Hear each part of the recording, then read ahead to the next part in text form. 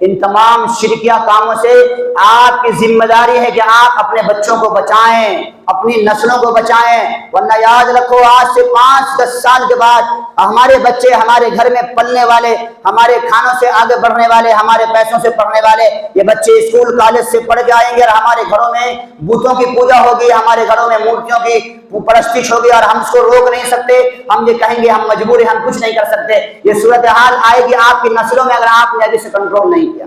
تمام ایسے اسکول و کالج سے اپنے بچوں کو نکالیں جہاں یہ سب سکھایا جاتا ہے، یا پھر آپ وہاں کے پرنسپل سے، ذمہ داروں سے کہیں کہ ہمارے بچے یہ نہیں کر سکتے، ہم مسلمان ہیں، ہمارے یہاں ہمارے یہاں پہلی بنیاد توحید ہے، ہم توحید کے خلاف نہیں جا سکتے۔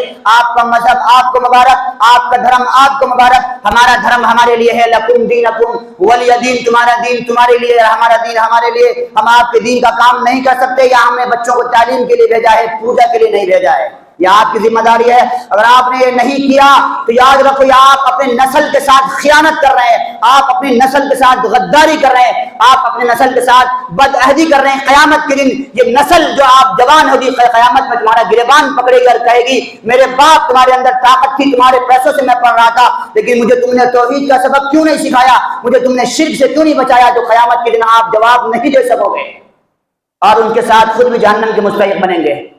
کریں گے انشاءاللہ تعالی۔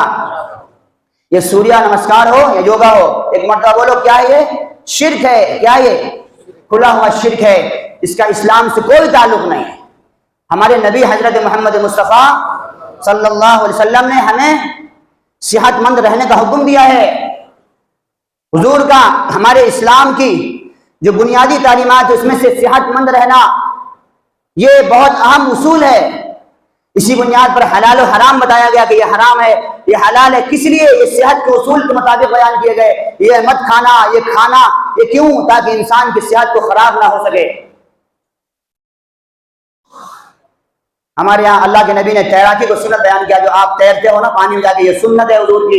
آپ نے فرمایا تیر اندازی کرو، یہ حضور کی سنت ہے، گھوڑ سواری کرو، یہ حضور کی سنت ہے، یا اس زمانے میں کراٹا ہے، یا جو آپ جم کرتے ہیں، یہ سب ٹھیک ہے، لیکن جو جس کو مذہب سے جوڑ دیا جائے وہ کوئی ورزش نہیں ہے، کوئی پریکٹس نہیں ہے، کھلا ہوا شرک ہے۔ اس سے ہم سب کو بچنا ہے۔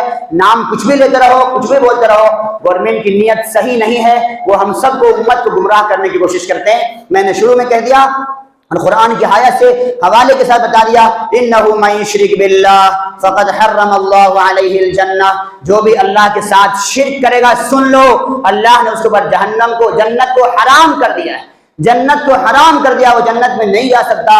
لہذا